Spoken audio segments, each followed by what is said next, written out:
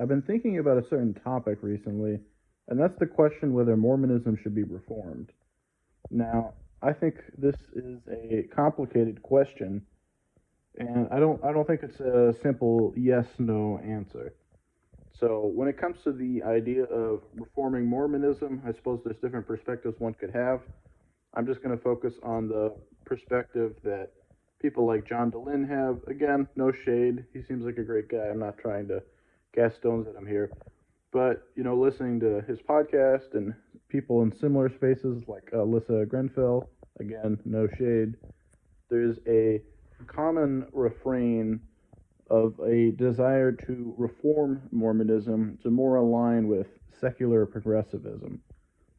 And, thinking about this, I think this is actually a form of colonialism, sort of like how, Mormonism integrates things like native traditions and mythology by, letting natives keep some of their traditions and mythologies and customs, but, different parts are, turned into Mormonism. So Quetzalcoatl becomes Jesus, and their real history is replaced with Nephites and Lamanites, or Hagarites or whatever it is, or Haggothites or whatever with uh, Polynesians.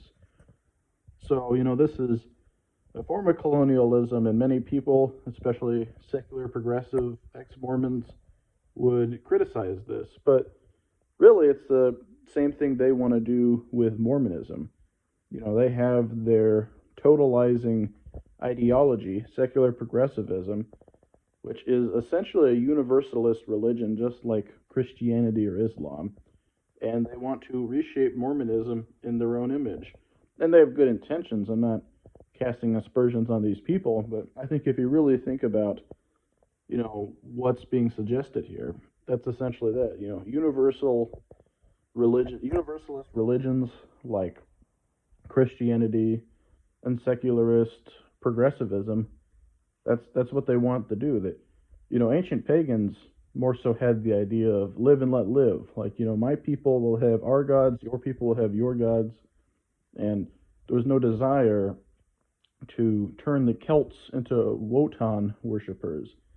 The Egyptians did not have the desire to turn the ancient Israelites into worshippers of Ra. But, Christianity, Islam, secular progressivism, which is essentially a secularized evolution of Christianity, in my opinion, they don't have that same live and let live mentality. They want to shape the world in their image for what they consider to be noble purposes. Christianity wanted to save the soul of everyone, whether that was through peaceful evangelization or conquest. And Islam is pretty much the same in that regard. And secular progressivism wants to do the same. They don't, it doesn't really believe in the soul, but it wants to save everyone materially. Give them new forms of government that are supposed to reduce harm and, increase positive things like representation, give them modify their traditional belief systems to hopefully reduce harm, reduce homophobia, patriarchalism, or patriarchy, uh, racism, whatever. And these are noble goals, and of course, other things like modify traditional customs to be more in line with what current experts say. So for Mormonism, that's expressing a desire for bishops to have their role in large part replaced by therapists. So I don't think these are negative desires on their part. I don't think that makes secular progressives, evil people or anything like that. But I think it's worth noting that, the real philosophical underlying idea here that, we have the, even though they'll often say they don't really believe in objective truth, they believe that they essentially have the objective truth through the scientific method, through social sciences and all these other disciplines. And, we need to bring this to people. We need to reshape Mormonism to be in line with what experts currently say, to be in line with the principles that we believe reduce harm. And, It's a universalist religion in a sense. It's colonial in a sense, and I think that's worth noting. So, a common refrain from these people is the idea that Mormonism needs to be reformed. Mormonism is too racist, sexist, homophobic, transphobic, patriarchal, all these things. It's bad for mental health, all these things. So they'll say that it needs to be reformed. So you can keep, 60, 70, whatever percent of Mormonism, but the rest has to be remade in the image of secular progressivism. So bishops get largely replaced with law enforcement when it comes to mandated reporting, and therapists when it comes to counseling. So, and then, of course, the family is opened up to be more inclusive. The church does not tell you what kind of family you can have. And of course, problematic scriptures, well, maybe they're disowned. And of course, priesthood is opened up to women too. And kind of you essentially end up with the community of Christ, which I'm not trying to cast aspersions on the community of Christ or anything, but I think that kind of is. I think you kind of end up with secular progressivism, in the skin suit of Mormonism. And that's a colonial conquest. Whether or not you think it's a good thing is up to your personal view, but that's what that is. Mormonism, it's just like Mormonism, converting natives and changing their customs and traditions, ways of dress, and mythology to reflect Mormonism and Mormon values. It's really the same thing. So when it comes to the whole idea of reforming Mormonism, I'm not sure if you can, and I'm not sure if you should. So the way people often talk about this topic, I think they talk about Mormonism as if, or just religion in general, as if religions are cars, where you can just replace a certain part, you can monkey around, maybe swap out the engine, and then if you make all the right modifications, well, your car can, be, I don't know, 5% more fuel efficient, or, have a 4% faster maximum speed. I don't really know cars, if that's probably pretty obvious. And I'm not sure that religion is like that. I don't think you can just, increase tolerance by 6%, or just, decrease homophobia by 7%. Well, I'm not sure if you can do that, or if you can do that without unintended consequences. I think, even with science, the scientific method, uh, you know, research institutions and everything, I don't think we can know everything. I don't think we can know all the consequences of making such alterations, unintended consequences, second order consequences, etc. So we don't know what beliefs are load bearing. I don't think you can just, take out patriarchy out of Mormonism and have Mormonism still be the same but just more egalitarian or whatever. I think there's all sorts of unintended consequences. And I think these people often also think of religion in terms of being like an exercise program where, it has a purpose, religion has a purpose, and, there's an intended goal. And like an exercise program, well, so you're doing your different exercises, you're doing shoulder presses, you're doing, bicep curls, you're doing, sit-ups, whatever. And well, you're doing barbell back squats, but you're kind of having some back pain or it's just not working for you. So you swap out barbell back squats for goblet squats or leg presses or something similar. And maybe you increase muscle gain by 3%, or you increase your maximum 1 rep maxes and the big 3 compound lifts by 5%. And, I think in our modern world, we're so good at optimizing and hyper specializing. We can pump out a hamburger and sell it for like $1. We can just, mass produce hyper technical iPhones or whatever, and just just do incredible things on industries of scale that were not even conceivable in the past.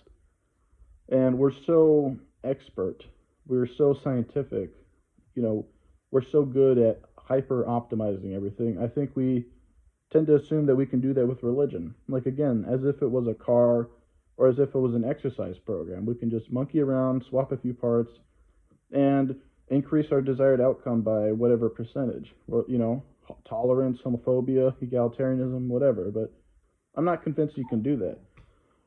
I'll give an example. So it's often said that Mormonism is bad for gay people. I won't go into the actual arguments or statistics there. This is just a hypothetical. So we say, okay, well, let's keep Mormonism, but let's reduce the homophobia by whatever percent. Or maybe let's monkey around with its views on sealings and eternal marriage to try to be more inclusive. Well, you can't just get in there, swap a few parts, and, just do that, at least without, serious unintended consequences. Well, what's the consequence of that? Well, the goal is to reduce harm for homosexuals, but say you do that, say, a large number of people leave the church, and also just a larger amount of people, it just loses legitimacy in their eyes. They can't take it seriously as an authority because it was wrong about homosexuality for so long, its entire history. And many people leave the church, many people don't take it seriously, people become less committed in their spiritual practices, and then, has harm actually been reduced for the homosexual? Well, religion as a whole has positive effects, community strengthening effects, social health. It can help people have resilience in the face of sicknesses and other issues. It can overall increase mental health. So the goal was to reduce harm to homosexuals by modifying the religion to be more tolerant of homosexuals and more inclusive. But potentially, in this hypothetical scenario, by trying to make it less harmful to homosexuals, you weaken the efficacy of the religion as a whole. You made it much less potent, much less legitimate, greatly reduced the number of people actually attending this religion and the degree to which they take it as authoritative. And then the actual purposes of religion are not delivered. And maybe that homosexual is no longer in a religion that is in some ways exclusive to them and in some ways harmful to them, but they lose out on the community benefits. And there's other things to talk about. There's a spiritual component. Is that better for them spiritually? Which I don't know. That's very subjective, but it's a possibility. And there's all these things to consider. There's all these unintended consequences. And I just think that's how it is with religion. I don't think religions can be hyper optimized, and like we want to do in the modern world. I think religions simply are. I think that's a better way we should view them. I don't think we should ask how we can reform Islam to be more in the image of secular progressivism. I think we should just accept Islam as it is and then make decisions accordingly. Decisions around immigration, diplomacy, whatever you want to call it, tolerance or whatever. I think the same should be with Mormonism. I don't think we should view Mormonism as a project to reshape in the image of secular progressivism. I think Mormonism should just be dealt as it is on its own terms. I think we should view religions much like cultures where, there are positive aspects, there are negative aspects, there are idiosyncrasies, there's ups and downs, there's all these things, but you don't try to hyper optimize them. You just kind of accept them as they are, and if they aren't a good fit for you, well, then you just don't engage with that religion or that culture. And maybe it's not the most satisfying thing, but that's kind of how it is with universalist religions. Christians want to save everyone's souls, and they believe the way to do that is to make everyone Christian. Muslims view it the same way, and secular progressives want to materially save everyone, reduce harm for everyone, physical and psychic harm. So they want everyone to be more like them, more secular, more progressive. They want their religions, their institutions, their cultures, their everything to be more secular and more progressive. And I have another analogy. It's a bit ham-fisted, So, say there is a big family and they have a ritual of every morning the father whips up a giant batch of waffles. And it's a big breakfast, it's a big event. Everyone's having these waffles, they're slathering them in butter, they're covering them in syrup, and it's delicious, it's delightful, but it's really not that healthy. And say the eldest sister comes back from college with a degree in nutrition, and she says, guys, diabetes, obesity, these are serious problems in America. And every single day you're eating all these waffles, all this butter, all this syrup. This isn't healthy. Let me prescribe for you a breakfast routine that would be more healthy, that would focus on fruits, vegetables, grains, lean proteins, whatever. And say, hypothetically, that this family was convinced by their eldest sister. After all, she had science behind her. And, you don't want to argue against science, of course. Perish the thought. So they replaced their cherished tradition of morning waffles, with this much more healthy option. Well, has this family actually improved? Has harm actually been reduced? Well, maybe not. Instead of getting together every morning and having a wonderful morning, they're more separated. They're having their own meals, or they're less enthused for meals. They're less likely to talk to each other. So, this social health, which is so critical, perhaps has been reduced. Their communal bonding as a family has been reduced because this cherished tradition has been removed. And, well, has their nutrition actually improved? Well, who knows? Maybe they satiate that sweet tooth elsewhere. Maybe they're snacking on, candy bars throughout the day, or finding some other alternative. Or, there's just all these unintended consequences. So someone like that secular progressive sister who had the well-intentioned desire to reform her family's diet, well, she might not have actually improved her family. She might have actually hurt her family. She might have reduced their collective bonding. She might not have even improved the actual nutrition if the family, snacked throughout the day or did something else to compensate. So I think religion is much like that. I think religion is such a complex thing with so many moving parts. I don't think you can just make a modification. I don't think you can just, swap out homophobia, replace it with, tolerance and inclusivity or whatever, and just have the whole thing stay the same, but, function, 20% more inclusive or whatever. I'm really not convinced that that's something we can do. I'm not convinced it's something we should do. I look at Christianity today, and Christianity is weak. It is decaying. It's dying. No one takes it seriously.